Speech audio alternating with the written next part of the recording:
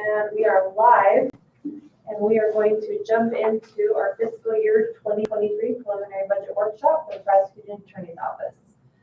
And joining us is also Controller Wagner. And I'm going to turn it over to you immediately again for your presentation. Just as a reminder, since you didn't hear my speech this morning, it's very short. This is live. The purpose of that is so that the public can hear this and then come back at our community input meeting on July 11th to provide feedback. Absolutely. Thank you, Madam Chair, Commissioners. I'm hoping this is actually a fairly straightforward and simple budget process for my office this year. As always, I'll start off with the A budget. As you can see in the presentation in which we are doing, we are not asking for any new positions this year. One second, Brian. Do I have his handout? This one says just current expense. Is it? Oh, it's his. Current expense prosecuting. Yep, it says that. That's it. Thank you. I'm Yep. sorry. No, you're good. You're good, Madam Chair. So really, the A budget, I wanted to just touch upon two things. Is we're asking that the board continue to fund the positions in which we currently have. We are constantly and actively recruiting for individuals, as I've expressed to this board and a number of individuals. It's been quite difficult to attract employees in a number of aspects. Every time you seem to hire one leaves. So you're on this constant aspect. So the numbers are good. If we can fill all those positions, we would be in a fantastic place. The one thing I would ask, and I was talking to the controller in this A budget, I don't know what the public defenders department positions are, whether or not they're asking for more positions. If they are not, then it's a moot issue. If they're asking for positions, I would ask that my office be authorize the same number if they're asking for another attorney, because otherwise if you start getting into these arms races and trying to balance the same number of employees. So I don't know what the PD's request is. But as of right now, we're not asking because we're still trying to fill the positions which we have on the other. The B budget, unless you want to talk about the A, if not, I'll go into the B budget. Questions on the A budget? Madam Chair, Commissioner Beek? I guess just for the record that you've been, looks like they included an 8% increase on your regular employees. I defer to the controller. I haven't asked anything. I'm deferring to what ultimately is going to be the discussion of the whole county, but there needs to be a cost of living. I haven't personally asked. This is the same as the others where that increase that's shown was from the last year's. Okay, so line 4 with real compensation to, yep. Sorry. But with that, Commissioner Beek, I do agree that the county definitely needs to look at across the board of some type of cost of living adjustments with regards to. I was driving by the Maverick. The Maverick has gone up to 7 cents a gasoline in a day and a half, so I can't keep track of it. But other than that, I'm deferring to the controller and the board of what is going to be that ultimate cost of living countywide. So, moving on to the B budget. The B budget is once again fairly straightforward. We have increased the B budget quite a bit with regards to a number of line items, and I can equate it to really 4 primary areas. The first aspect is there is an increased cost with regards to experts, travel expenses, transcripts, really what I refer to as to do my job as prosecutor to try cases. We have 17 pending homicides in the county. We anticipate that there's going to be a lot of experts, a lot of transcripts, a lot of travels, and we want to make sure that we have the associated budgetary line items in order for those witness fees and everything to transpire. So there's a lot of those line items that you've seen increase, and especially in the experts and other aspects, lay witnesses, mileage, hotel, airfare, just everything has gone up in cost, and that's no exception in the number of trials that we have going and what we anticipate in this upcoming year. We're trying to plan for that. The second item that you'll see is a new line item This is 521120 miscellaneous professional services. This is basically what the board just approved, my office for the professional service contract with outside civil attorneys. We've decided that it might be prudent to put that into our FY2023 budget to have a $50,000 line item for those professional services contracts for my civil division if we cannot recruit additional civil deputies. If we can actually fill those positions, then this line probably becomes a big issue. If we cannot, we've tried to attract a couple local attorneys. They have indicated that they would much rather stay in private practice, but they'd be very happy to provide contractual services on sort of project by project. So that's where that line item comes that you have not seen in the past. We would ask that to be included, but that is for the civil division.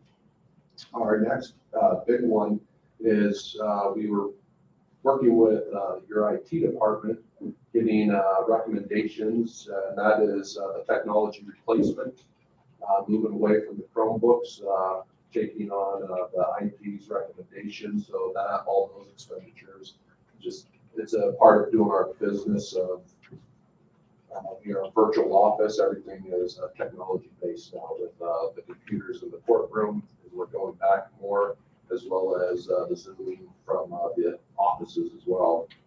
And then working with your maintenance department, I've had facilities director Brenton. Before we go on, Yeah, please. talk about the computer equipment would replace all computers for the prosecuting attorney's office. I don't believe that it's all of them. It is within this is where I wish Jaime and Gray or Caitlin were down here, because they are the ones that calculated of which computers need to be upgraded and adjusted and changed.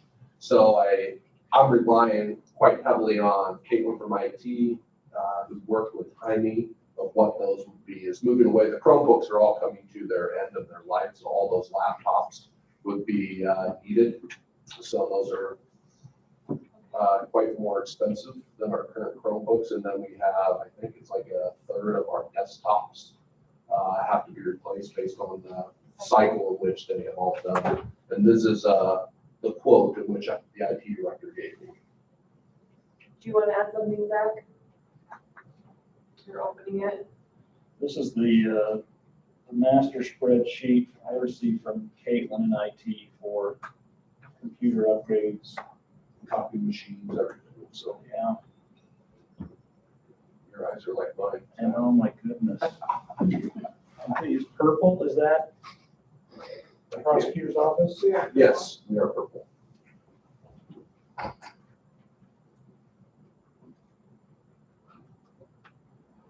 I cannot read that. So what's been budgeted then is based on the IT recommended replacement schedule. That's my understanding, yes. I know. And that He includes said that, everything. but It's not just the computers, it's top machines, everything else, the docking stations, yeah, all of it. all of it. And what about the software? Is that the Microsoft?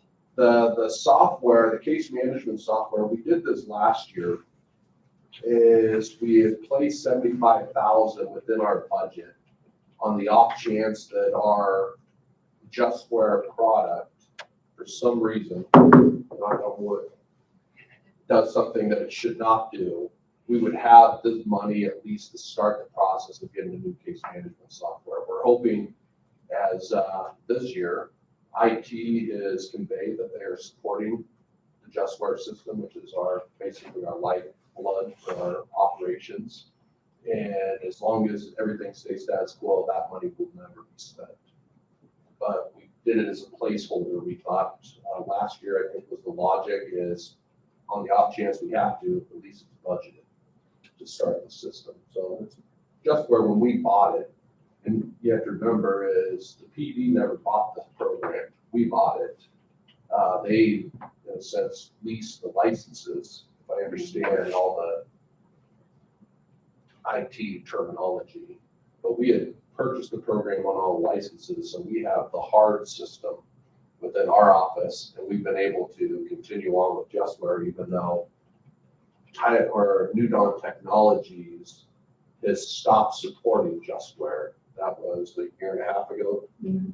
So basically, our IT department has been gracious enough to support our JustWare, so we don't have to exert the 300 to 500,000 for a new case management system. And our hope is to keep JustWare as long as we possibly can. What's the public defender use? They're using a different version of, it's the same company. It's not JustWare. It's their defense, I believe. What it's called. It was a form of JustWare. Yeah, it's a form of JustWare because it's the same company, and what the company was doing, if I understand, is they were splitting away with two new products, one for the public defenders or defense attorneys, and one for prosecutors.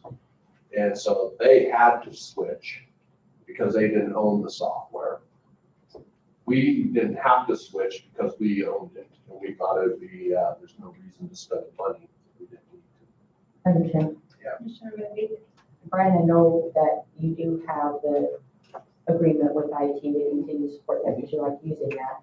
Have you had any follow-up conversations with Greg or Aaron to see how that pilot program, they got software and a number of things included with their move, and they're able to custom fit that to what they need? It sounds like it's going well, and the cost savings on that, I think they explored that. It was about 40,000 to your office. Have you looked more at? Personally, no. Jaime and Greg have been in conversations with it. The nice thing for us so far, and why we haven't explored switching yet, is because it hasn't cost us anything extra. So we don't have to pay a service agreement now to JustWare because we own everything, and we've just kind of been using it until it dies. Right, and Kind at of, some point- but yes, you're absolutely correct. It is something that we have explored. We were debating whether or not it is prudent for us to do an RFP because there are a number of different case management. We started drafting that, working with the IT department. That was about 2 years ago when this all dropped on us, but we have not pushed it any further. It's right now, we've just kind of been utilizing Greg and his team, and it has been stable. Right. Knock on wood at this stage, and to me, there's no reason to exert tax dollars on a new software if what we're using is doing the job, and we are all very happy with it. So And I can tell you that on the QuickBooks license Yep. that I buy, Yep. I go a long time past until they won't support it anymore. Yep. And my hard drive actually died, and so then I was forced to upgrade. So I understand your Yep. logic. When you get to the point where you can no longer do that, then hopefully you would work in tandem with IT to absolutely, negotiate something, and hopefully they could get you to what you need for your case Absolutely. management. and I think that is what to Commissioner Smith's question is. That's why we have this placeholder of 75,000. So if what you're saying actually does have, if the car dies, at least we have the budgeted money to then maybe jump onto that same program that public defender's using and what IT has already worked out with. They keep changing their names. I think it's Pine Technologies now, but don't quote me on that. But that's why that money is in that particular line. So your overall budget growth over B items is 30%. And if there's no plans for that money, we had, even just in the last meeting with the fair, it is a very simple process. Statute allows for you to reopen the budget for expenditures that are unplanned. And so at this point, what I hear is that it is unplanned. You're absolutely correct, Commissioner Smith. So it is, we put it in there as a placeholder last year, so we didn't have to go through the process of reopening the budget, making the request. That it So was that's there. fairly simple. Yeah. You'd be okay to do that. Absolutely. And then, And then the last big aspect is we anticipate, once again, speaking with Facilities Director Britton, is this is all estimate of what it would cost, but we have a remodel project. Is the board has tasked each office and departments to look at our current space, trying to reconfigure so we can do it. So the tentative plan would be is, if you've been up in our office, we have a big copy room center.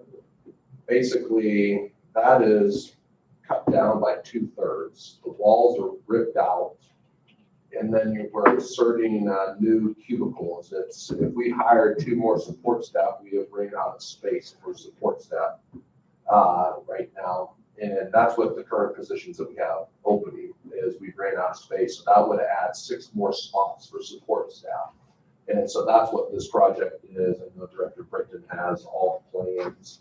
They did an amazing job. They wiped out the file room this budget year. And we were able to create additional office spacing for attorneys. But if we actually fill all of our positions, God willing, in 2023, we can do that. We would be out of space, and this would be what this project is that we're contemplating. And I don't know how much he's anticipating would come in-house to do, but a large chunk of that, over half of it, is the actual cubicle systems that we would have to purchase. And that's your capital construction lines Yes. for 15,000? Yes. And then how come there's 2 office furniture lines? One for 17 and one for 15? Well, the 17 is for the cubicles, the 15, my understanding is for the demo and construction. That so the 17 is the estimated quote that we got from is at Hendricks for the 6 cubicle systems that would complement our other cubicle systems. Okay. And then the 15,000 is what Director Britton gave me as the estimate for the demo and I construction. get that, but above your 17,000 for the cubicles in the 55 expenses, there's another office furniture, 15,000. We've always had, I'm sorry, yes. Yeah. We always had a budget line item for office furniture, so the 17 or 15,000 from Pendleton Butler would cover the cubicles, but that doesn't cover additional things that could come on throughout the year. We need chairs, we need, new desks, if we need something. We've always had a budget line item, right, that has some money in it. Correct, Madam Chair, the 577 is for like chairs or smaller purchases. And the 680 would be for like desks or larger type purchases. And then this year, you've only spent 2,000. The year before, you spent 1,500. So is there wiggle room in that? Yeah, I think there is. It's, once again, we've always seen the budget as trying to plan for the unknown of what's going to take place. And it's, that's the way I've always approached the budget. And if we only spend 2,000, then we're doing really, really good. So we'll try not to spend everything. Yeah. Thank you. Commissioner Van Beek? And Brian, on Yeah. some of that, I know when Paul was here, you were proactive and kept some inventory of materials in the warehouse. Do you still have an inventory, and what's the value of it? And given that you have inventory, does that cover your construction needs, which would give us the margin to reduce your line item? Commissioner Van Beek, it is, I don't know the value. I defer to Director Britton of what the cost of lumber is. We have a number of bundles of wood, and that has been sitting with facilities for almost 2 years now for a build out in which we had planned with facilities for our training room. So there's a number of things that we were doing there. So all those items have been allocated. And then some of that wood also has been set aside. Facilities have created a great standardized desk and bookshelf that we have placed in every room. So rather than going out to Office Max or Depot, they built, and every single office has the standardized furniture. So that's what the remaining wood is for. So all that wood is already allocated to projects that have not happened yet. And I guess we're on a waiting list somewhere at that stage. But this one, we have not purchased anything for this new project. Okay, thanks for the clarification, but Rick, I spoke with him yesterday, and he said that he's been to every office and department, and so he knows what your needs are. And Yes, Yeah. he's has all the plans. This is the quote that he gave me. So, yeah, so he is all over it and, yeah. And his position was he's gonna wait till they got everything and then triage out, so. Yep. Yeah, so we still have some projects from, I think we have, 20, so Yeah. 2 years old projects that were. They're not ASAP, we need them eventually, but as I know, there's been other necessities in the county. So we've just been waited and. And I was telling him when everything gets to us. Yeah. And he took that one. We're still waiting. Yeah. No, he's great. Another follow-up. Thank you, Madam Chair. And so, given that you're down attorneys, Brian, the LSS people that would occupy those new cubicles in that conference coffee area, you're planning for the future, is that what you're saying, or do you have immediate need for them now? Commissioner Van Beek, Commissioners, it is, if for whatever reason, I had enough bodies that showed up on my doorstep and had resumes that we wanted to hire, we would be out of space. We're trying to hire. So we're not necessarily planning for the future. It is, if we were to get fully staffed, we would occupy all but I think one of those cubicles out of those 6, if we could find the applicants. And you are still, you're out of your ability to work from home, I guess that's what I'm trying to say, either from your LSS staff or from your attorneys. What aspect is, Are they rotating in and out of the office? it depends on per week and what the assignments are. The courts are moving a lot more back to in-person, and as such, the personnel are coming back to the office far more frequently. If they can be home and it's Zoom, then the attorney and the support staff can work from home in that world of Zoom.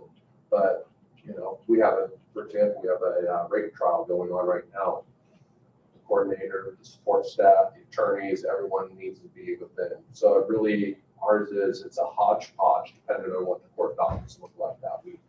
So if the judges are at a conference for the whole week, then we allow a lot more flexibility that week to work from home, that they don't have to show up, but it really is dependent upon the courts. Thank you. We go back to training for a second. You've increased that quite a bit, yet your numbers for 22 are fairly low, and then you're also anticipating a huge workload volume. So how do you plan on balancing that major workload with the proposed increase in training? Well, the first aspect is the reason why a lot of our line items have been low over the past year is because everything was shut down for the majority of the fiscal year. So we weren't allowed to do the trainings and conferences necessarily to keep up the continuing education. Everything's on Zoom. Now everything is moving back to those training items.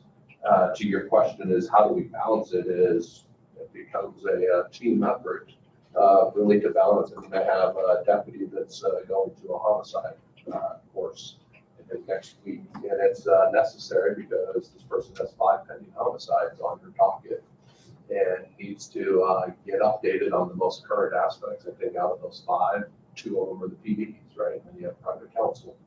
So on the other 3. So I think it's a matter of balancing, and the training is increased much like everything else because the conference fees that are necessary cost more. The travel costs more to get to certain conferences.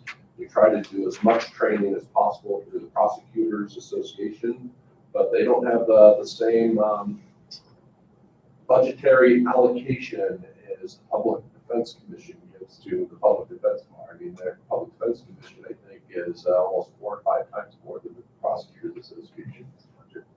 So it's so you're trying to balance those opportunities that are available.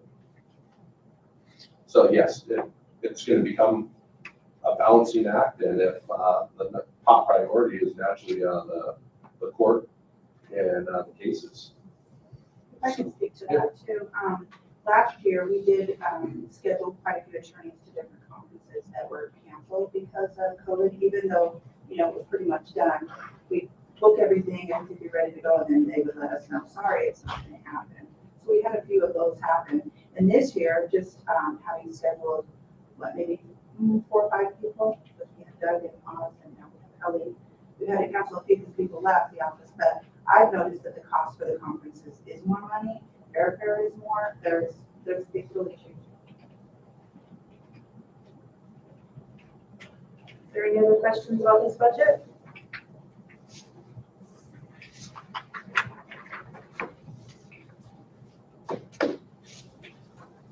All right, Madam Chair, Chief Deputy Clerk Wagner. I just noticed I neglected to add $1,000 to the uniforms line item, 554445. That's the miscellaneous line that we've used for our investigators. So we have 3.5 investigators just for if any tactical aspects arrive, that's what we've been using. And so Okay, can I ask, from your perspective, 30% growth in the fee budget, how is that gonna impact the overall budget? I think we need to consider the operating circumstances. There are 17 pending homicides. I get that, but our total budget can't grow more than 8% and that's it, right? The total budget number? That's not correct. Our property tax request cannot increase more than 8%. That doesn't Based on, limit us to on our expenditure budget. They're different items. so that state statute is completely tied to, say that again. Completely tied to property tax. Madam Chair, Commissioner Van Peek? exactly. On the statute, as long as we're speaking of legal things, there is an availability of revenues, which we could look at a revenue-based budget where we anticipate what we'll receive and then adjust expenses accordingly, which would help keep the property tax ask down. So when is the soonest that the revenues will be available? The revenues will be presented with the clerk's suggested budget. And the county is benefiting from increased revenues. We also have statutory responsibilities. It's not optional whether or not we address these 17 pending homicides. I think we have to evaluate it on a case-by-case basis. And again, there are items in here that may not actually be spent, depending on circumstances. I appreciate Prosecutor Taylor getting the most value from the software he purchased. We're not going to charge the taxpayer $75,000. But if that need arises, the cash is there, make that happen.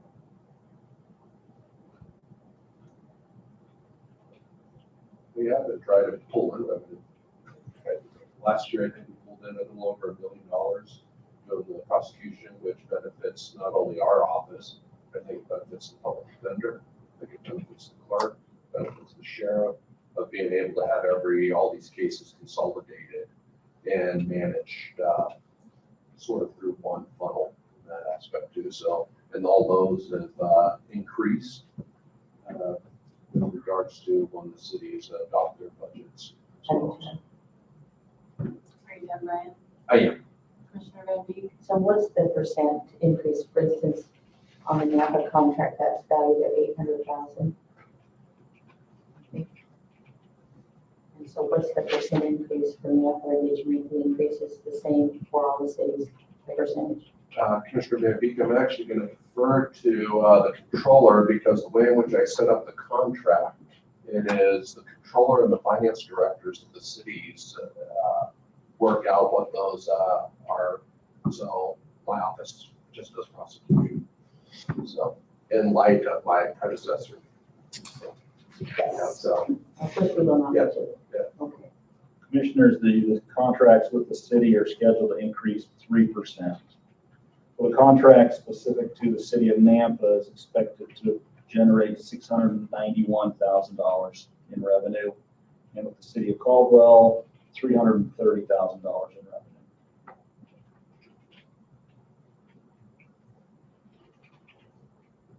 And Brian, you negotiated those contract amounts based on the caseload?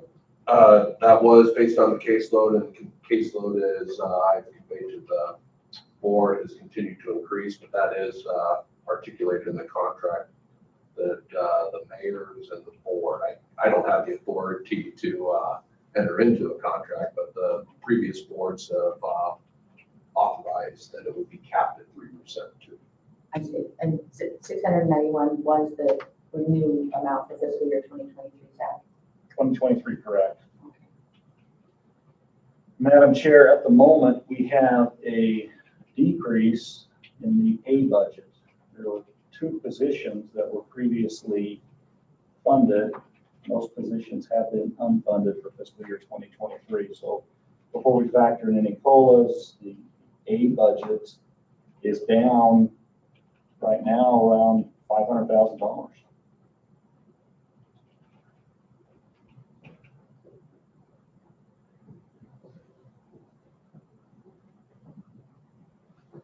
Madam Chair. Brian, how many people do you have in the PA's office with an assigned vehicle?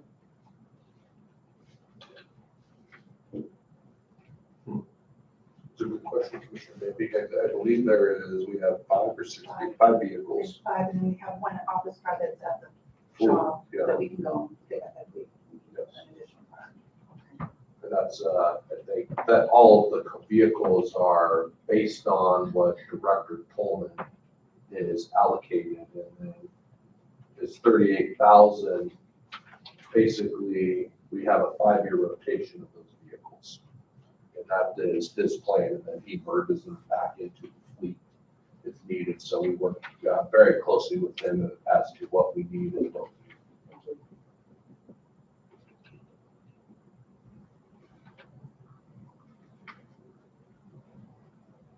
So your point is that he's going from last year's approved or amended at 9.3 to this year's of 9.0. That is before we budgeted anything for a COLA. Yes, that's part of my point. I still would like, I still think that taking out that 75,000 is important, only because we're treating other people like that. That, I mean, even some of the projects that we've done, that is something that if an emergency comes up and justice is broken, then we have that opportunity to come forward with, we need to fix this. Madam Chair. Commissioner Van Beek? And I support, we've had really good discussion with the controller and the board this week so far, just about making this a dynamic document that's reflective of what we do in real time. And so I would support that.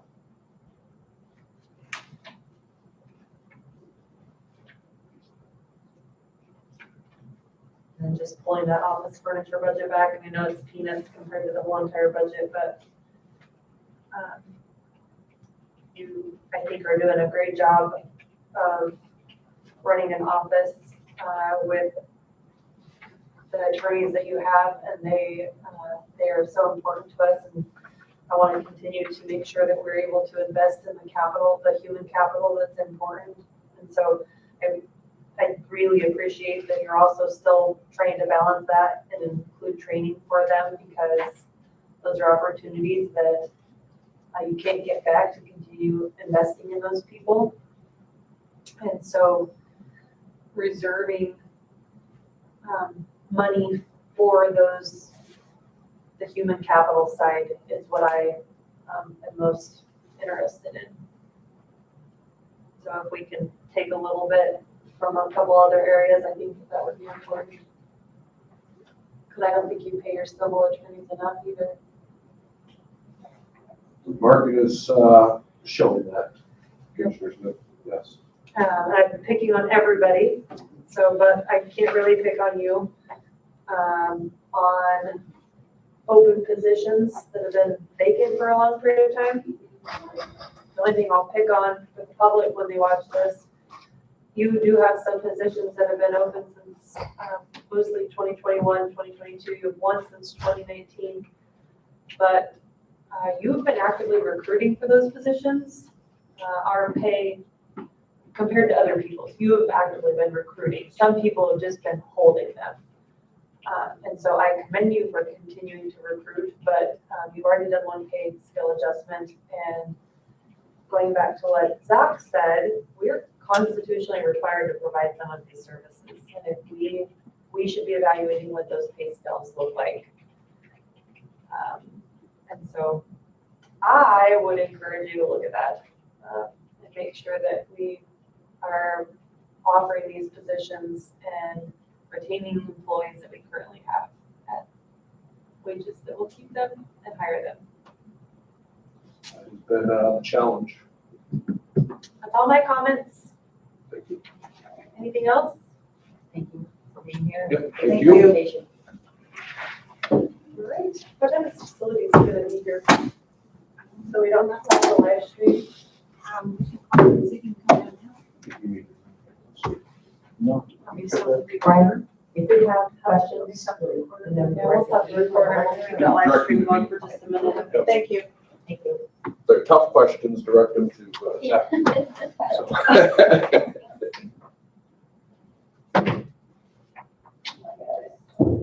As I hear you.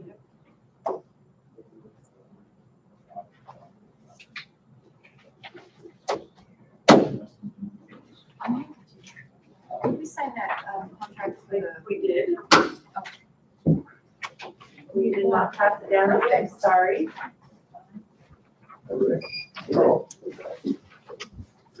Next. Nice.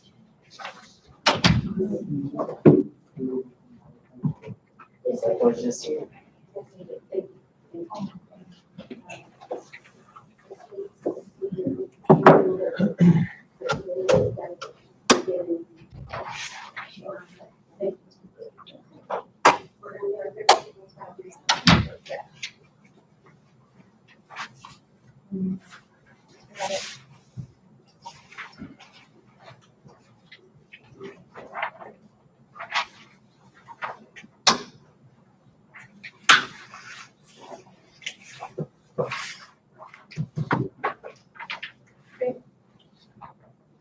Good afternoon. It is 2:16 on Tuesday, June 14th, 2022. This is time for a scheduled fiscal year 23 preliminary budget workshop for the facilities department.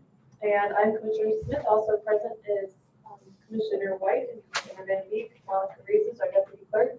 Joining us is Chief Deputy Clerk and Controller Zach Wagner. From the facilities, we have our Director Ricky Britton and Carl Dilly is also at the table. Good afternoon and welcome. Good afternoon. As a reminder, this is being live streamed and recorded. It's being shared so that the public can have an opportunity to watch the budgets and then provide feedback at our community input meeting. Okay. And at this time, I'm going to turn it over to you for your budget presentation. Okay. Madam Chair, Commissioners, thank you for having me this afternoon, kind of review my budget. I appreciate that. Controller Wagner, always a pleasure. I'm just going to kind of go down through and kind of start some line items of some changes here. And at any time, if you have any questions, feel free to ask away. Okay. All right, we're just going to start out with the line item numbers like 412035 overtime. We have looked at the option of taking comp time away. So that number is increased because comp time, we have decided to take comp time away and just do straight overtime. So I just kind of want to clarify why that number is up from last year. As you guys know, we do multiple projects that are after hours that we have to get done before employees or staff comes in. So moving kind of down the line from there. Our new reclassified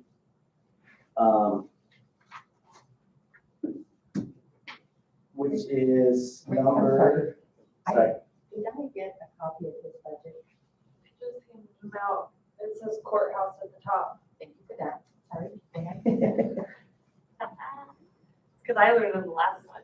Yes. What's that? Because I learned that on the last one. It's like, oops. All right, so item number 4130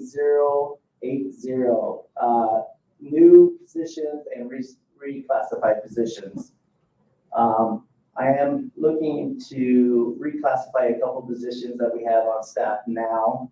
Our senior customer service position, I like to upgrade to an office manager, as there's roles are changing a little bit in the facilities department.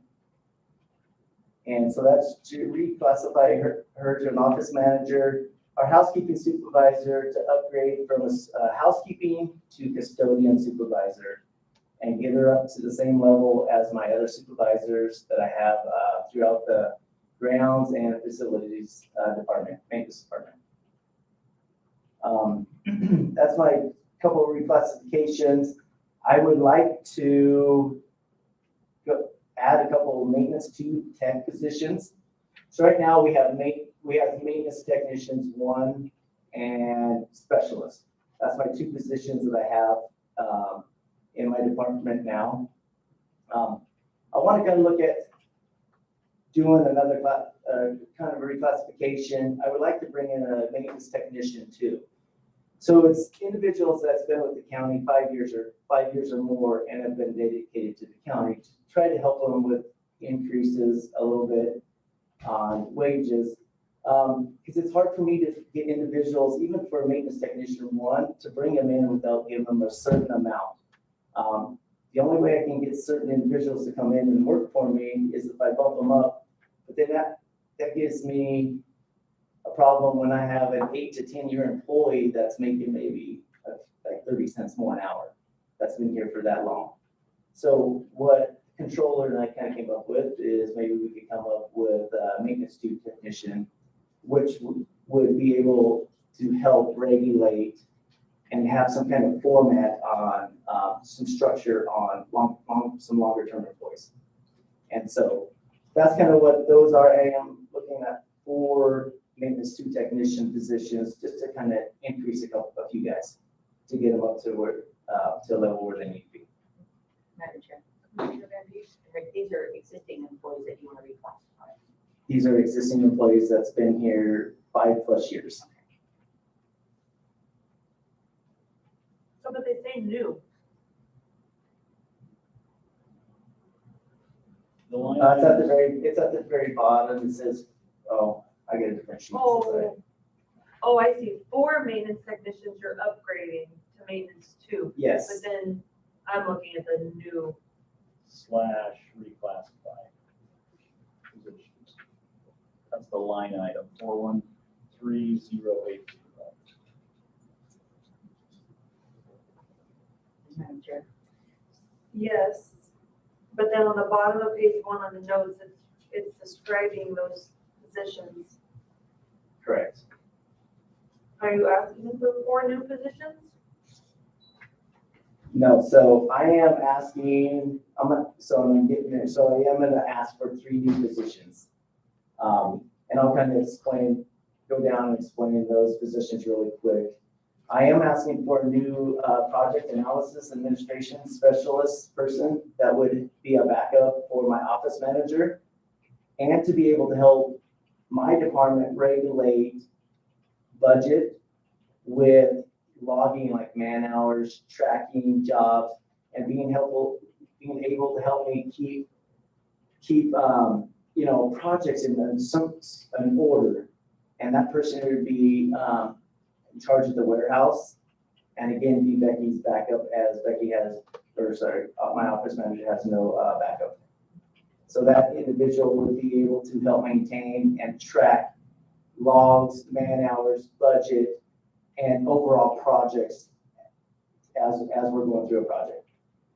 I am looking at since the Fair Expo is going to be open here shortly, a new Fair Expo custodian position that would maintain the new center, and the old fairgrounds.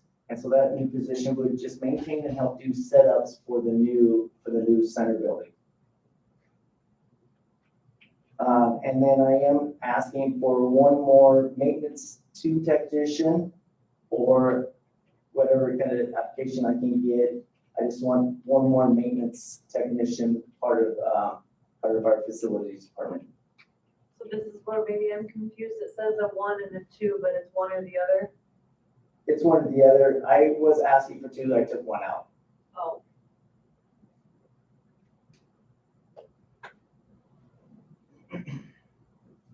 Madam Chair. So, I just want to clarify. So 3 new positions, 4 promotions to a new maintenance technician 2, Correct. and then 2 promotions, the housekeeping supervisor to custodial supervisor, and then the senior customer service office manager. Correct. Okay. And then you've eliminated 1 of the tech positions. So Yes. technically the 59,000 is gone, Correct. because you're gonna have to ask for a higher amount. I would love to try to find me a HVAC specialist if I can.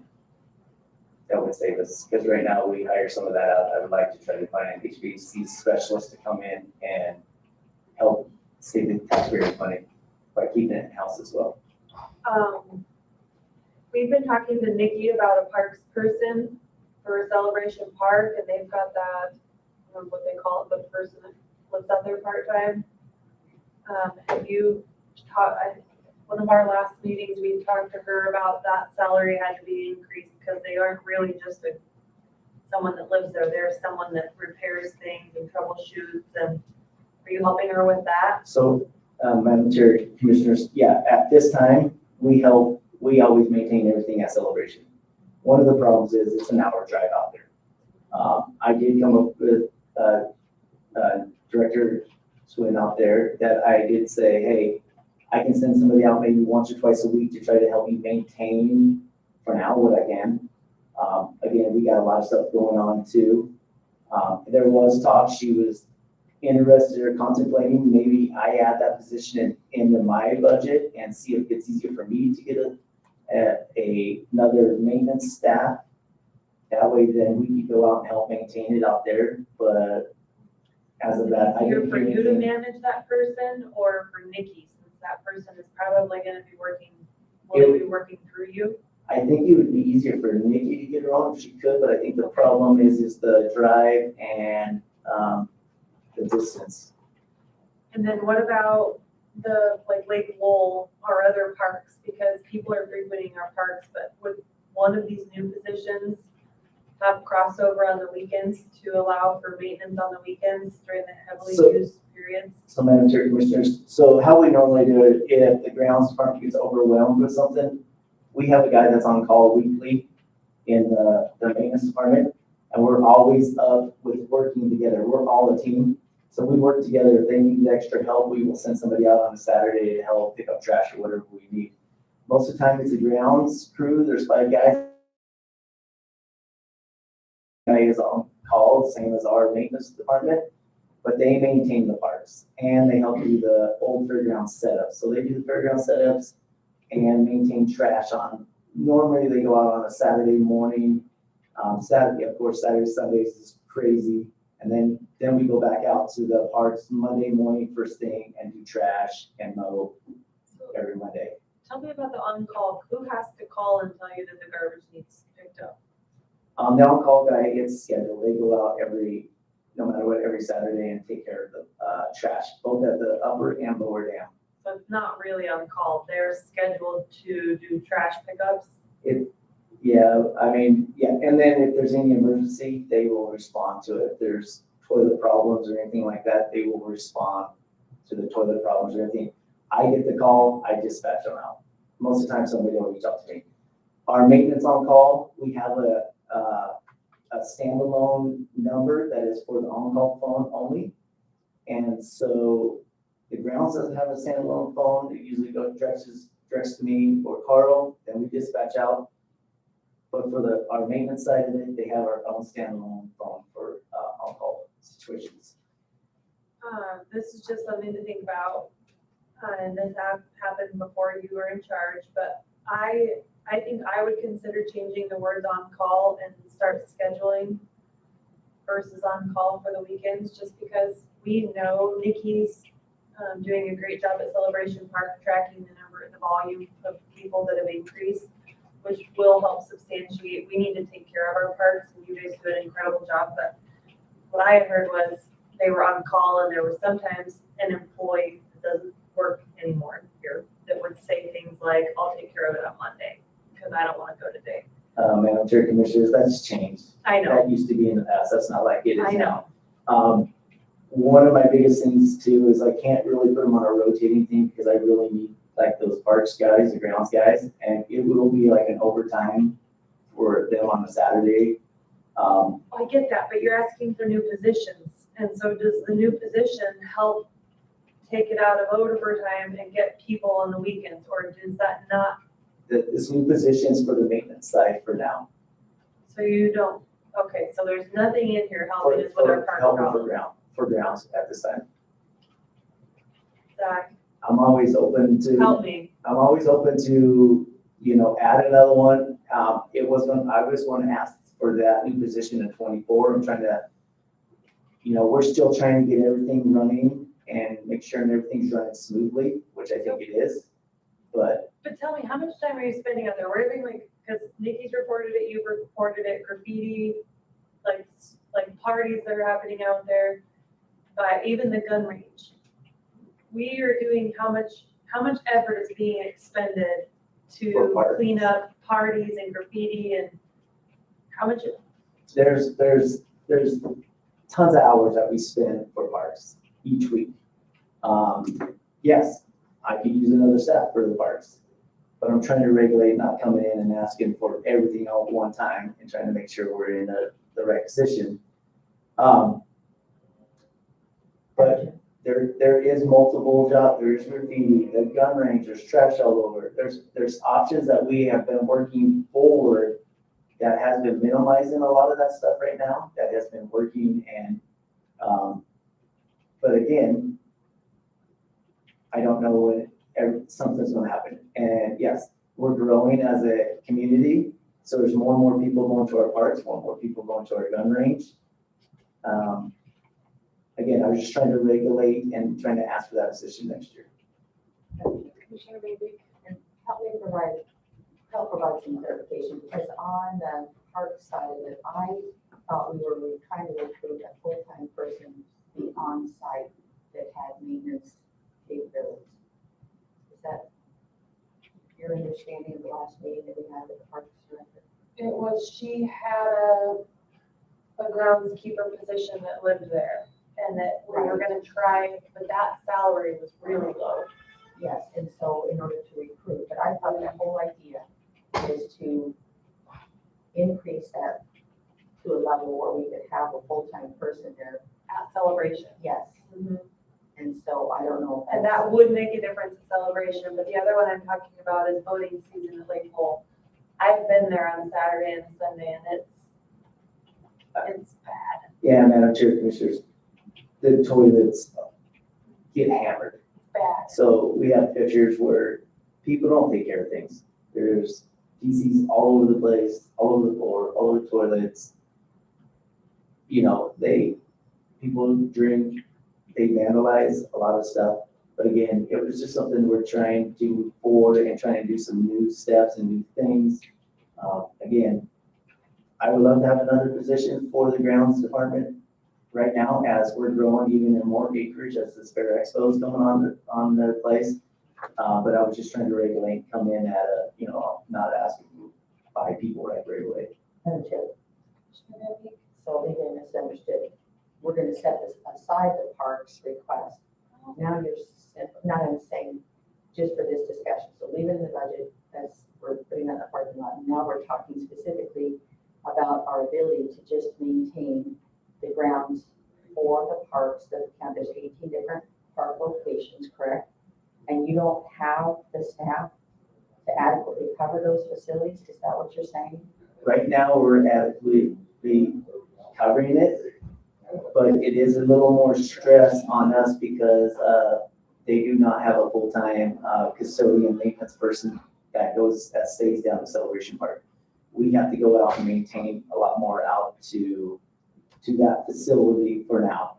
But if we- unless she gets a full-time Yeah, position. and so if she gets the full-time, that's why we say, let's put that position in the parking lot, and now let's focus on the other 17, all the other parks. yes, in the county. So we're separating those Okay. out, because that's the outlier, and that, Sure. that's a different animal. So with the 3 new and the 4 reclassified and the 2, which really don't have anything to do with it, can you manage like the Lake Gold property and those parks at a better level if you're not going out to Celebration Park? Does that work? Of course, I mean, Madam Chair, Commissioner Van Beek, if I'm not sending somebody out to Celebration, it gives them more time to be able to spend on our local parks, like the upper and lower dam, War Massacre. Again, it would be, if we maintain it on the weekend, it's gonna be on an overtime level. I want to be really clear though, Celebration Park has already had that, they had a person out there that quit, and so she was already troubleshooting, doing work Right. and helping, and so that, I don't like that reasoning only because I appreciate where you're going, but they weren't spending much time there, and so by the loss of that employee, now facilities will have to spend more time. So that's why we were having a conversation with Nikki, that needed funded at a level that would Right. replace the person that we had. And then now we know that there is a problem at our parks on the weekends. So to maintain our facilities appropriately, I think we should be, And I have another follow-up on that. So Rick, I know that you're really trying to upgrade the, I guess, the management and the volume of information on projects that you have. So have you tracked the number of hours that your staff, because at 50,000 for overtime, you could almost fund something so that those are clean and have hygiene. Madam Chair, Commissioners, so yeah, the $15,000, the overtime, there's a lot of projects we do before hours that we have to come in and do before hours. My guys stay late. We come in on Saturday sometimes, but it's for us not to interrupt or disrupt the workflow through through 8 to 5. So this is gonna happen no matter what because of the, This was, Madam Chair, Commissioner Ramby, this was a number, so this number might go down. This is our first year of kind of taking comp time completely away. So this is a number that we feel like, hey, we'll have a safe number in here. But each year is different. Depends what kind of job we get into, what scope of work we get into. We just never know. Each project's different.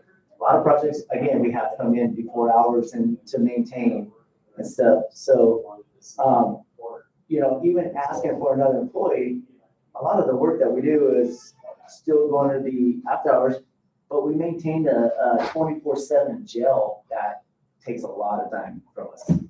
And that's always overtime. I appreciate what you're saying. Your staff doesn't really have the luxury by keeping comp time in place. They may not even get to use that. They have to continue to work because we're 24/7 for some of the facilities that we operate. That's the reasoning. Yeah, Madam Chair, Commissioner Van Beek, you're 100% correct.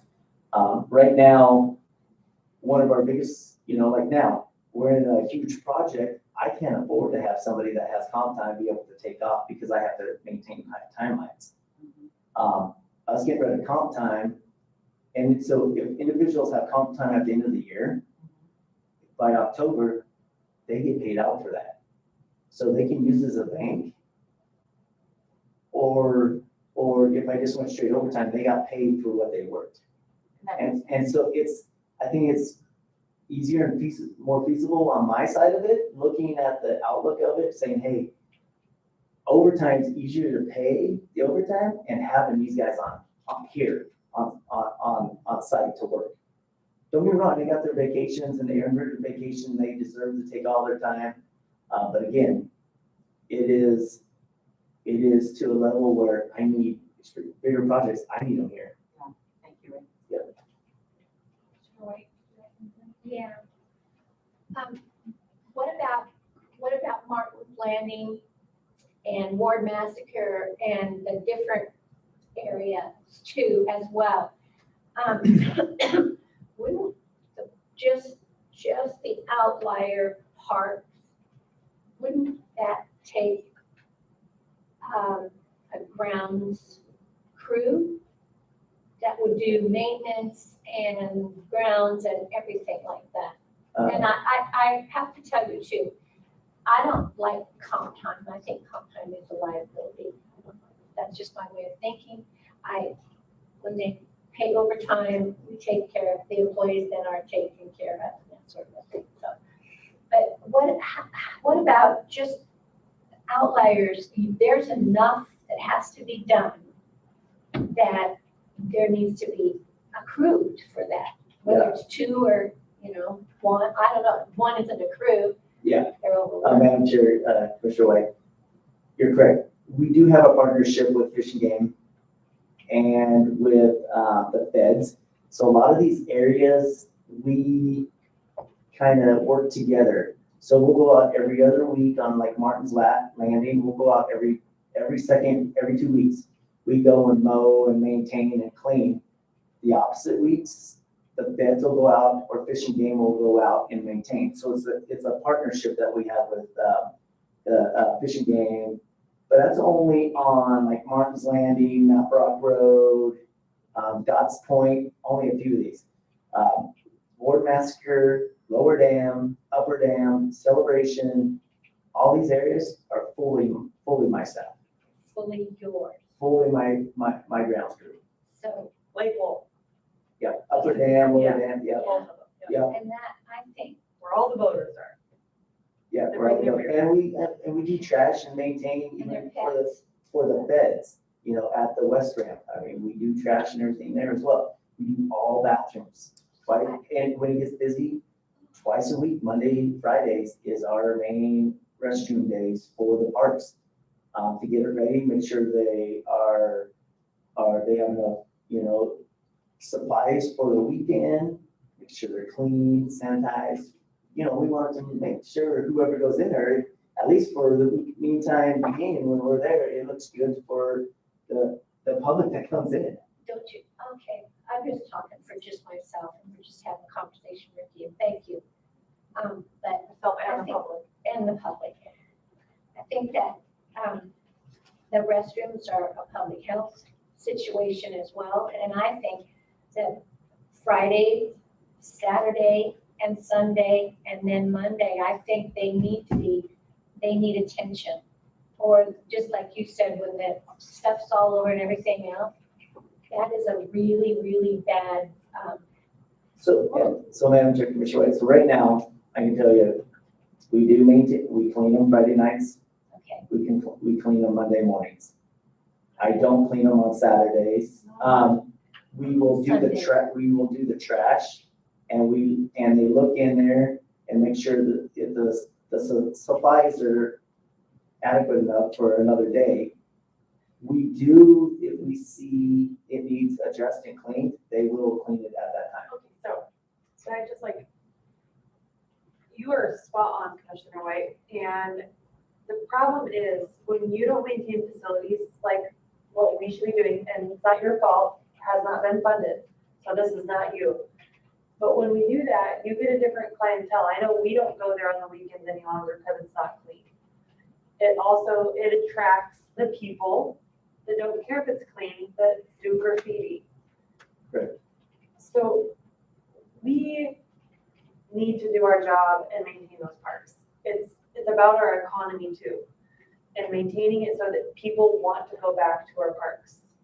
We're very fortunate, Madam Chair, excuse me, we're very fortunate that Lake Lowell even is still a great recreation place because that's been an up and down situation for Right. years. So I think I really think that there needs to be, weekend, it needs to be attended every day on the weekend at least, and then your Monday to do the follow-up. So, Madam Chair. Wednesday to check up. Right. So if you need, this is just, and again, this is just this commissioner talking. Madam Chair, Like Commissioner the White. other commissioner said, I'm just gonna let her all go down. And I think, we know that there would be room in the budget? Madam Chair, Commissioners, again, I was gonna ask for two maintenance Bathroom. individuals. I would Yeah. love to be able to do two maintenance guys, but put another one at grounds this year, if And it's you'll, possible. and you'll schedule them for And then cleaning on the we would weekends put them on a rotation schedule. or weekends, every day? Yeah. Yeah. Okay, I mean then. And you're saying. And so, be out there on just to site. clarify, On this like is Saturday like and Sunday, This is and like clean. 4 to 5, like 4 months out of the year, 5 months out of the year, that would, it would be, But then we're gonna have some, we're gonna start putting up Christmas lights and there's all sorts of oh, work there's, that needs there's to be always, done. there's always something to do. Did you put in the budget for Christmas lights? I put some money aside in there. We're killing Zach and Yeah, anytime he looks down. No, now, are you gonna take employees you already have and rotate them, or are you getting some additional employees to give you enough staff to do this? Madam Chair, Commissioners, if we're wanting to make sure it's on like a Saturday, Sunday basis, like, again, I was going to ask for 2 maintenance technicians, and then I decided kind of last minute, I would only ask for 1. But if I went 2, then I could regulate that. I would put 1 in the grounds crew, 1 in the maintenance, and then we would be efficient enough to be able to maintain the parks during the summer months. So that would kind of change. That would be a total of 4 new positions then, 1 for Becky, and then 1 to manage the fair building full-time, and that is a full-time job with all of that out there.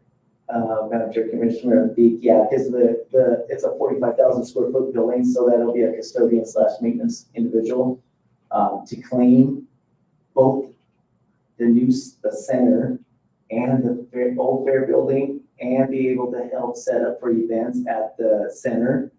That's a full-time position. And as a follow-up, that building will be more than just a fair building, which is why we Yes, didn't dedicate it just as a fair building. my thoughts is going to be heavily used. Okay, I appreciate that. And then a maintenance tech that will help me again, we're talking. So about maintenance tech, tech, yeah. yeah, maintenance tech 2 would be for the maintenance department, so I'm hoping to get a journeyman level individual or specialist in there. Maintenance tech 1 would be to the grounds crew. So even though they're on the grounds, we're all still considered maintenance technicians. Even though grounds are not, there's not a separation, we're still all on the same team. We're all part of facilities. So 1 would just have more VOTEC experience to help with that. Correct. Okay. Madam Chair. Commissioner White, I'm just gonna throw this out because this is a place where you can throw all your ideas on the table. Or we could contract with a cleaning company. They have to be licensed and bonded, and we can contract, and they can take care of our parks that way too. I don't know how much that costs, and I don't know if that gives you one more thing to worry about or not. Madam Chair, Commissioner White, I would feel better if my staff did it, because I know I trust them, they're gonna be Okay. there. A lot of cleaning crews, and the amount of money that we would have to spend for a cleaning crew, it would be well worth me having just a new position to maintain that. Okay. I'm sure. Commissioner Randy. And I have a question, Rick, just because I was out there 2 or 3 weeks ago, but this would also help. I'm looking at storage trails. There was a lot of work done on that in about 2 or 3 years ago, and I walked that, and it was in need. Nikki said you were planning to do something with that, but that could also be a managed trail with someone. You don't have time to do that right now. Maybe you could speak to that. Madam Chair, Commissioner Beek, you're 100% correct. We got into a situation where the funds weren't there for Director Swin last year, and we were going to try to get to it this year, but with the amount of work and everything we have going on, and she had to allocate the funds for something else this year, we are looking into 24 for the funds to finish out that. It's planting some wildflowers, fixing the trail.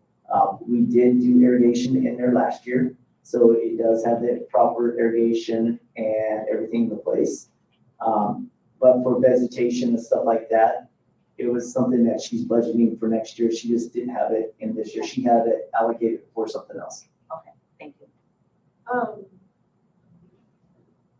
Is there an agreement or something that would limit us from charging a park usage fee at Lake Wolf? In our agreement with them? So we own the upper dam. Are we talking about like lower? with Well, the fence? where the ramps are, where the boats enter. And charge the park fee. Madam Chair, I know I've looked at the MOUs, but I don't remember anything ever being in there about fees. And the ability to charge them or not charge them. Yeah, I don't know Is there that. any appetite to explore that? Because I know, like, for example, I think Eagle Island is a state park, but there are parks that require a user fee, and it would help cover maintenance costs of the park. There's a Martin's Landing. Spartan's Landing require a user fee. Celebration Park, if you're gonna spend the night. Yeah, you pay a fee. So Madam Chair, would you just propose then, wouldn't you have to have a camera, or how would you do that? You would have a drop box for a slot to park and they coordinate? I mean, what's your enforcement plan other I than? think you ours? man it. No, I think you man it. I think Eagle Island has they built a little Yeah. kiosk and you drive in and you pay everyone that goes in, even the people that just come and swim on the shore, they'll pay a car fee. And it would be the 4 months, it would be filled by seasonal help. And Madam Chair, if you did that, you could set the fee, potentially, maybe, I don't know, where you could help defray the cost of someone to maintain that. That's the right thing. You Yeah. should be paying for that position. Right. To maintain clean parks. So- And it would be able to, can you make improvements with any of those fees to the park? Like if the benches and the chairs need replaced and umbrellas need added, can you use? I would believe that if the revenue was specific to improving that facility, yes. we could do that. Madam Chair, Commissioners, I think one of the biggest things that we have for like even lower and upper is like the upper dam, we maintain and we own the park, but the feds own the boat ramp. And so that would have to be a partnership or whatever we could do on that side of things. Because the feds, the wildlife refuge, they run the west, they run the lower, and they run the upper dam boat docks. And We just run the park. And I would submit Nikki has done a really good job of building relationships with those federal agencies, and I think I already scheduled to go out there and look at and tour that. I think that there will be an interest. I spoke with the person, fishing game that manages that, the boat safety, and I think he really wants a partnership with Canyon County to, if I guess, we do a portion of that, and then along with your idea, I spent the weekend in Denver they have a lot of waters, lake features there. And some of those wind sail or those coverings that we have at Celebration Park, those add a lot. I don't think they're terribly expensive, but they add a lot to the aesthetics. And then it would upgrade and make people feel, I think, better about paying park user fees because you have covered areas. And that goes back to like getting quality people back again that would recreate and spend money in our community. And then it doesn't just burden the taxpayer. If we implement a fee, I think that the wildlife refuge, if we were enhancing the area as part of the fee, we could get buy-in. Yeah. And there's a really huge long area out there that would be a great place for that. And it is a refuge, like us maintaining it in a higher quality position is better for the animals as well. Sure. And so, have the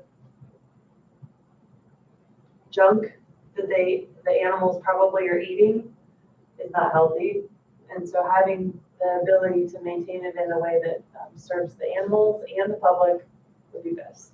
So Madam Chair, what I hear is that the board is interested in looking at that kind of a relationship with those federal agencies, which that's what is needed to move that forward. And that is in place. And I think we just need to, I think it's in review at legal, so we need to get that MOU. Oh. You want to tackle that? Or you want us to ask Nikki to tackle it? You wanna work I'll with work with Nikki. Okay. I was just gonna say, manager commissioners on that, the feds have been great to work with. I have a great relationship with Eddie out there at the feds. Again, they are very, very understaffed. You know, so we kind of help each other out. I can say, I feel like the parks are the best they've ever looked down on the lower dam side. Again, that partnership's even getting better.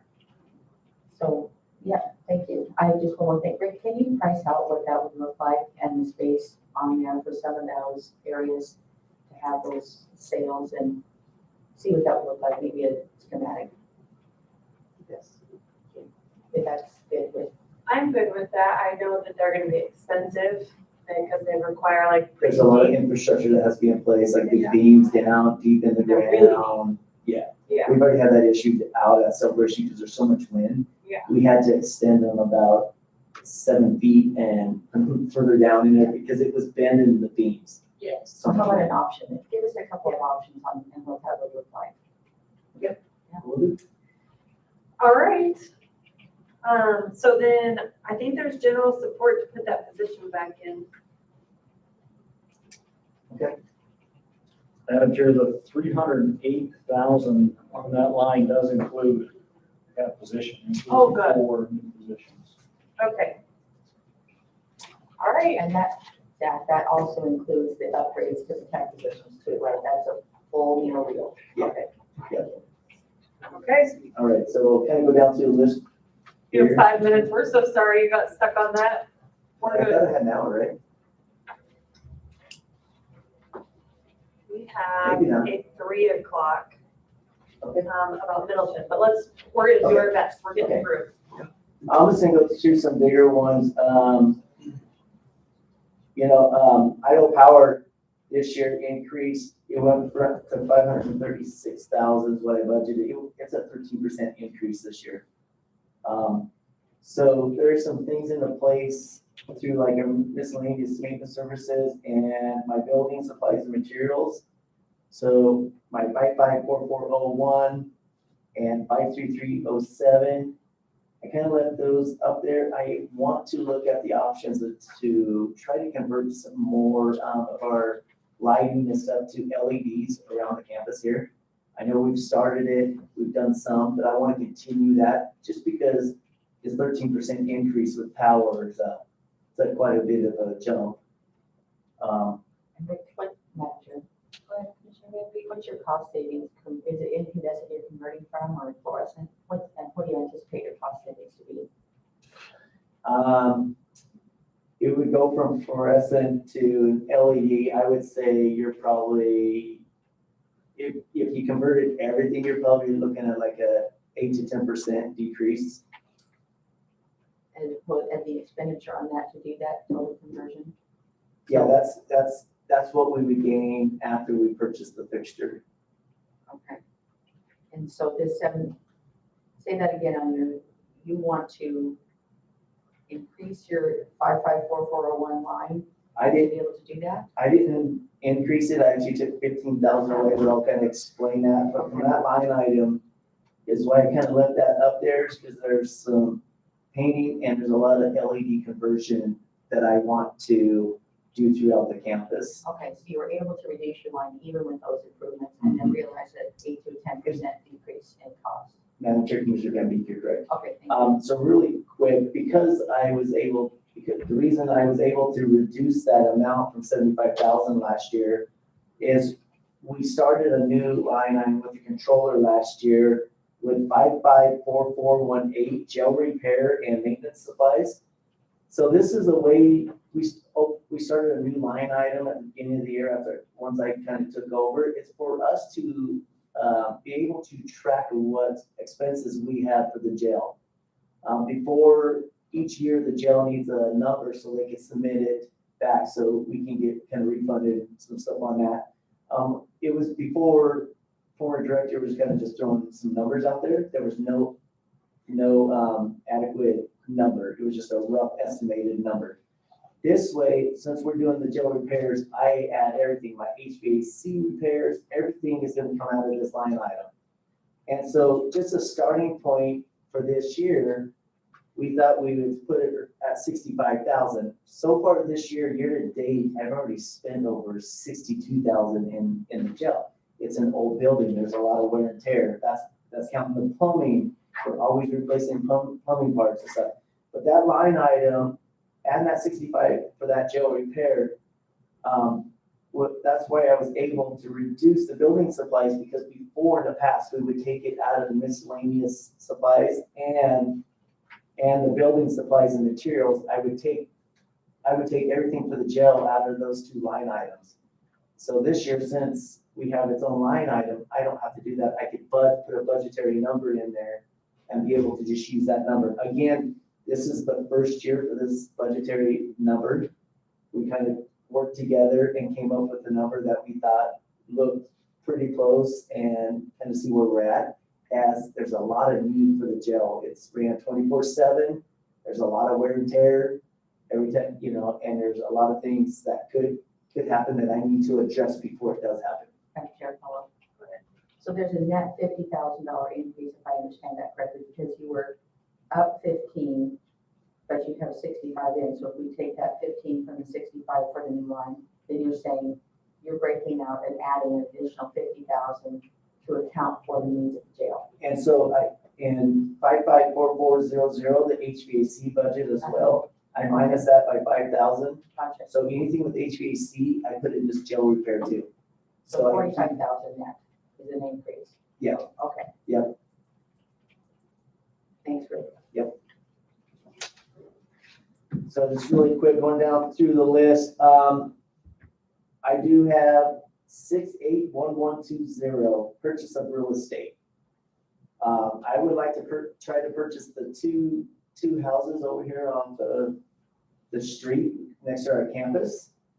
Again, the line item there is 570, but that's kind of what I threw in the budget, is so I can look at that option to try to purchase a couple pieces of property. Are you working with them already? I have not. I'm waiting for this to all go through. There's not much room for negotiation when we tell them though. Right. Madam Chair. Do we normally leave it in general fund and then go negotiate, or is this what you prefer? Allocating a certain amount? I think it depends on the circumstances. If we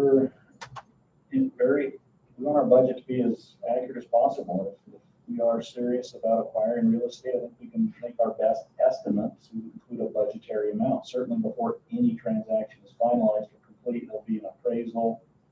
You don't pay more than appraised value for any property. Okay. Madam Chair, Commissioner Bambi? I just wanted to explore your idea. So if you left that or created a line in current expense, would you have the same limitation, or how would you allocate that? I think that you would not allocate any money for it, and then you'd open the budget to but that doesn't help them with planning. Right. So, And as long as, I guess, we don't identify the properties on that does provide some safeguard. But Rick, in conversations, that would be a strategic move for the county. Yes, for sure. Yes. Thank you. It'd be a huge asset. it would. 682270, capital construction contracts. This is if we wanted to proceed with an admin, some A&E fees. So it's 1.6. So not construction, is architect and engineering. Yep. And there will be other fees on top of that. Depending on the size of the building that we go, of course, that regulates it's roughly a 7%. 7% is roughly what the A&E fees come out to be. So how can we put that under capital versus putting it under professional consultants or architects? Because you also have an architect fee of 40,000 in 521106.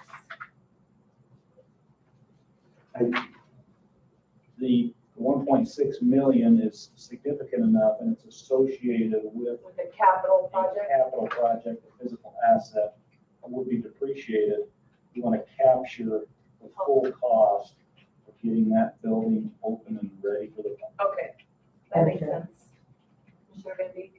And is it my understanding that the construction of that building will be paid for with ARPA funds, or what's our funding source? Manager, Commissioner Vico, And at the moment, the plan would be ARPA funds would pay for that facility, And specifically revenue replacement funds. revenue replacement funds. Okay, thank you. Okay, I'm good with that. Madam Chair, Commissioner Van Beek? and Zach, can you follow that out? Is that do you stage that over several years? Or do you take that revenue replacement all in 1 year? And can you get that all in 1 year? The ARPA money must be spent by 2026. Yep. You must have the money obligated by 2024. So you need to have, I would say, a contract in place, an agreement signed before December 31st, 2024. Which is why we need to budget for the A&E now. In 2023, yes. Yes. So then, would that 1.6 million be eligible for revenue replacement? Yes, absolutely. So that when we get a budget from you, some of that stuff will be cleaned up with funding sources. I think it's important that we have it included here, talk about it, and then the clerk and I will work on allocating monies out to the correct funds. Because then when I'm gonna tell him that his budget increased 45%. I'm gonna bring that up here in about 5 minutes. Oh, you are? Okay. But go ahead if you. No. I'm like, woo! Hey. But then there's me saying getting more people, so keep going, Ricky. So just, I'm gonna jump over one, machinery, just really quick, 684110. I would like to try to purchase, been working with the director of the fleet shop on trying to purchase a pull-behind lift. The incident we had before, where we are no longer using man baskets, pull-behind lifts would be huge for us, because we always do a lot of lamp changes in the parking lots, tree trimming, anything that we have camera replacements. A lot of this, if we purchased our own pull-behind lift, would regulate, I would have to go rent it. This would be a huge asset for the facilities department, because we are multiple times a year, we're renting a piece of equipment to be able to, again, trim some trees, lamp changes. A lot of these you can't get before, when we used to use a man basket on the forklift. And again, safety. Again, going with the pull behind lift is the safest way to go. Madam Chair. Do you reduce your rental amount if we purchase that? It would reduce it some, but our rental amount, I think, can we find out? It is 534402. I left it saying about 3,500. So no savings to the taxpayer if you buy it, Ricky? There would be. But I have to have funds in there just in case, because there's different things that we rent pieces of equipment for, not always just a lift. You think about that. Okay. Commissioner Van Beek? Well, that was where I was gonna go, Rick, is to have you detail out as you drill down on what it is you're doing and present numbers, because we have to respond to those requests on, gee, why did you buy that? So if we take that 72,500, which I'm not saying that it's not a bad idea, because the height that you can get and the stability, like if you have to. Real quick, Madam Chair, Commissioner Van Beek, that 72,500 is for 3 pieces of equipment, just not the one. So I was trying to get to that. Sorry. Okay, so give us the breakout for just the So whole. the pull behind lift is roughly 45,000, and it's at a newer model. We are in need of a new riding mower, as we have 3 big Exmark mowers. One is about 16 years old. It's time to replace it.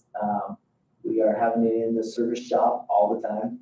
So I wanted to throw in there 17,500 for a new Exmark mower. And then coming from the fleet director to, we are in need of a new ATV four-wheeler. This is use multiple cases. We do ice melt with it. We do on our sidewalks, we spread de-icer, ice melt. We fertilize with our ATVs, spray. These are multiple use throughout the summer and winter months. Again, so the total for the 3 items is $72,500. And I have been working side by side with the fleet director on this. Madam Chair, Commissioner Bibby? and that, I can do the math, but it's 10,000 for your ATV. Correct. Oh, sorry about that. No, no problem. And then, last but not least on this, the new truck. This is recommendations from Mark, the fleet director, trying to get a couple of new vehicles, as we have a couple of vehicles that are hitting over the 120,000 mile. And he's recommending us to replace them. So last year we were going to look at replacing 2 of them, but we only replaced 1 and we haven't even received it yet. So if we were gonna make cuts to fund human capital, because you need people, what do you think could be cut? Probably 1 of my vehicles. Okay? But they both have the same mileage? What's that? Do they both have the same mileage? They're close to. How many miles do you put on a vehicle in a year, on average, do you know? I can't tell you. What about,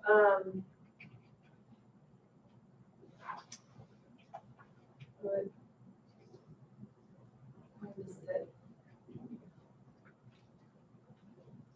So going down, so I didn't get on the 683270 capital improvement contracts. So this is some stuff that, you know, through the county that I would like to upgrade. And there's some stuff that's gonna be a rollover from FY22, just because some projects haven't got completed with the partnership with City of Caldwell. And I'm trying to hurry through this.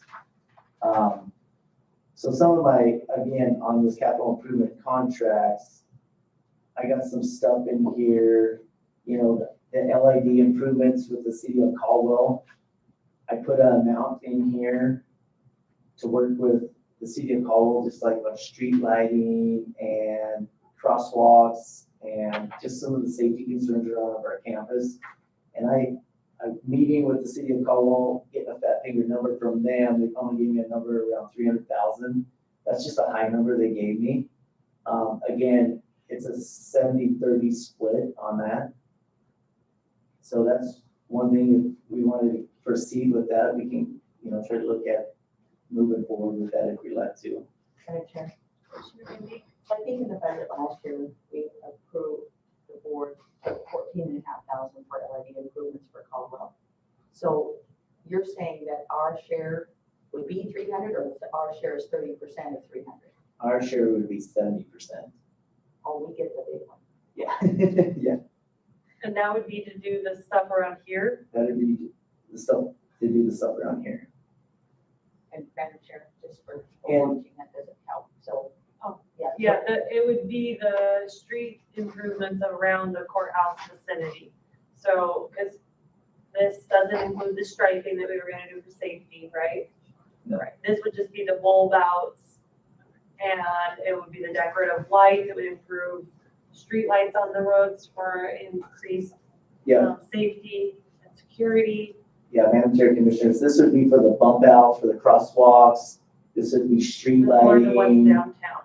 Yeah, similar to what they have downtown, just for the safety of the public and our employees. Do you think there's any way we could negotiate with them to like a 50-50 match, because they need our parking, and if we improve streetlights and sidewalks all the way to their downtown lights, we solve a problem for them.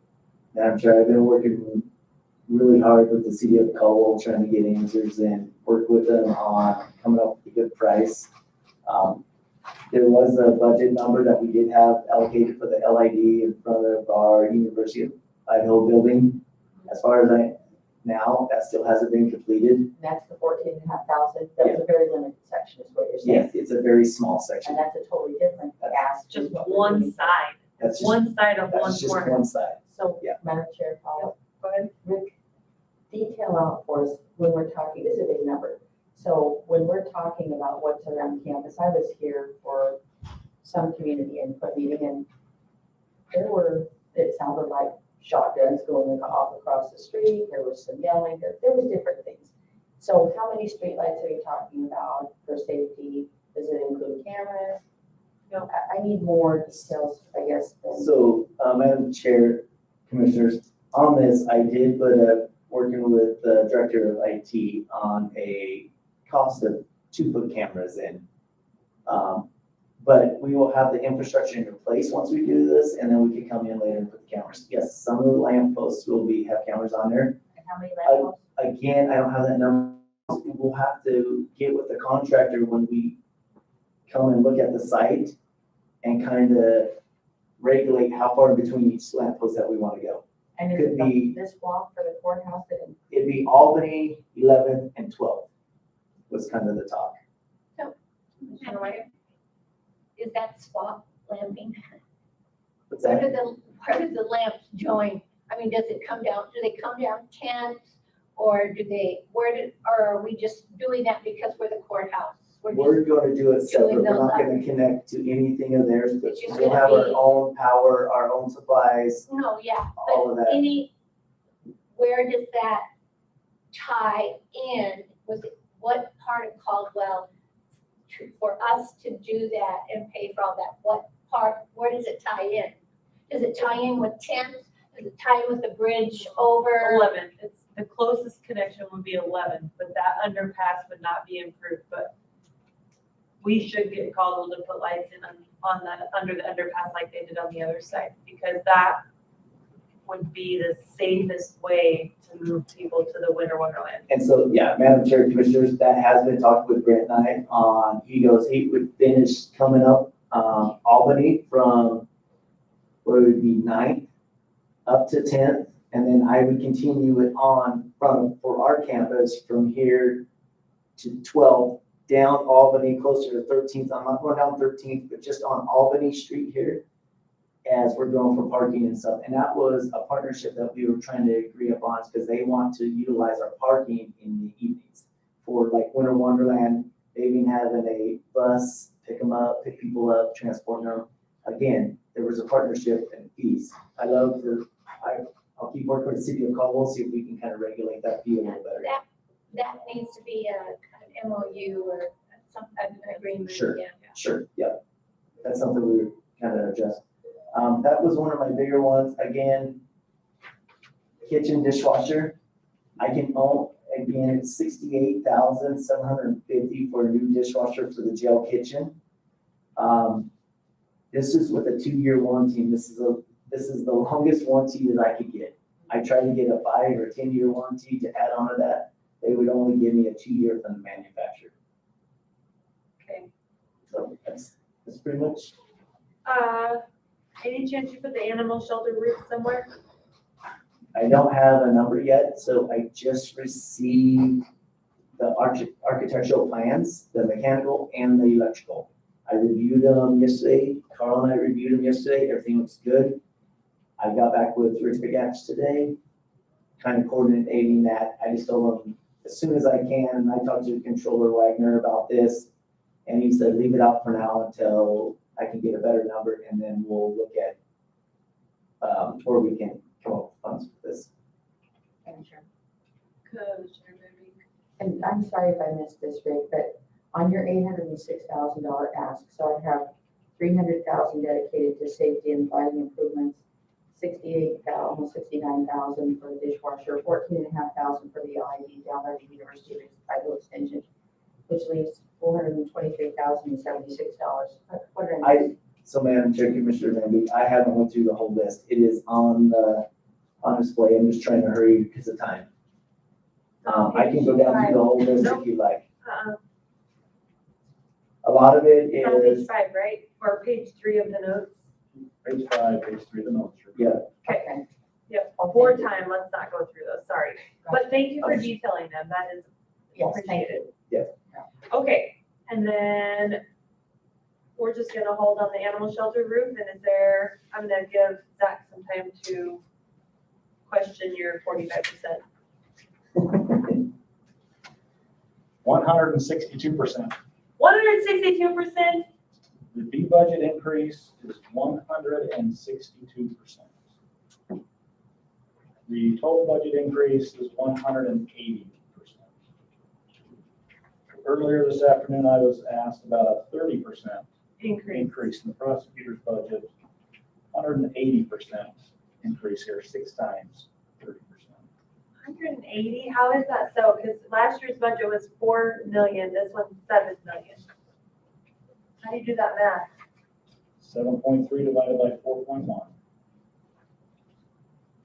Which, She has a more accurate, Well, the B budget is 162%. The overall budget, let's see, a 50% increase would be 8 million.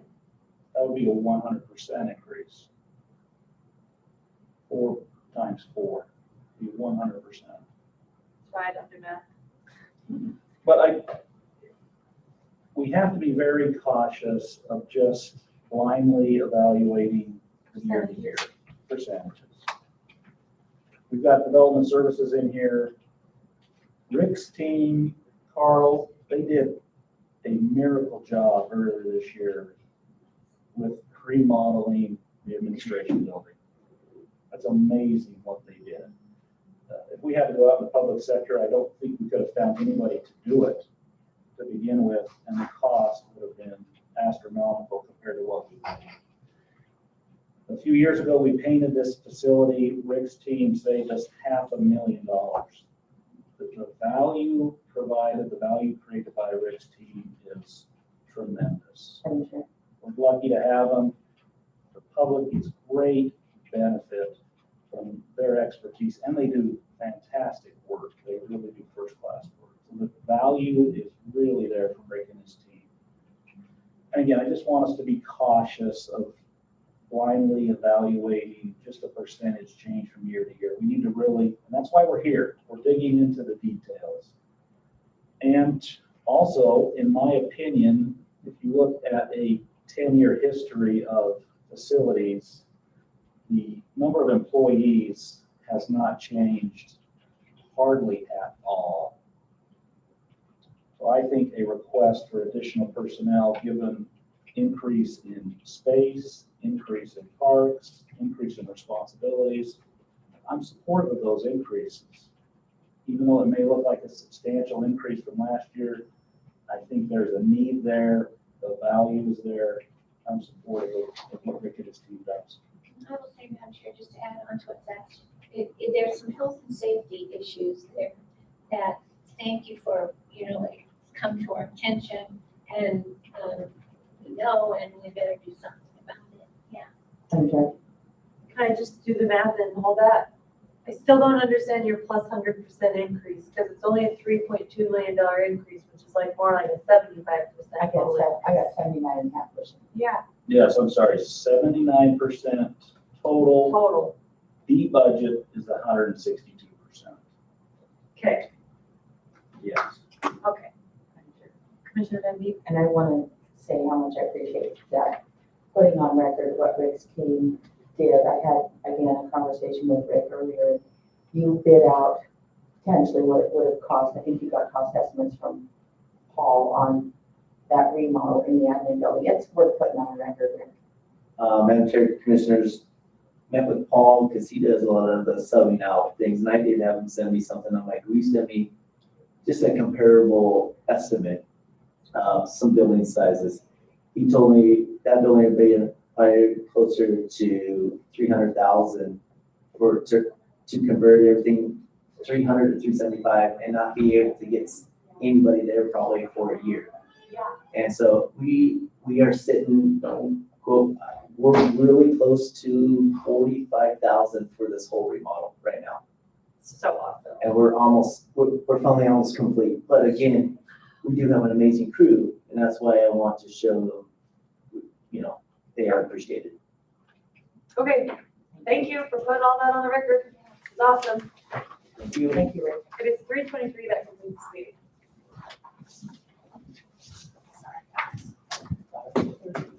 Good job, guys.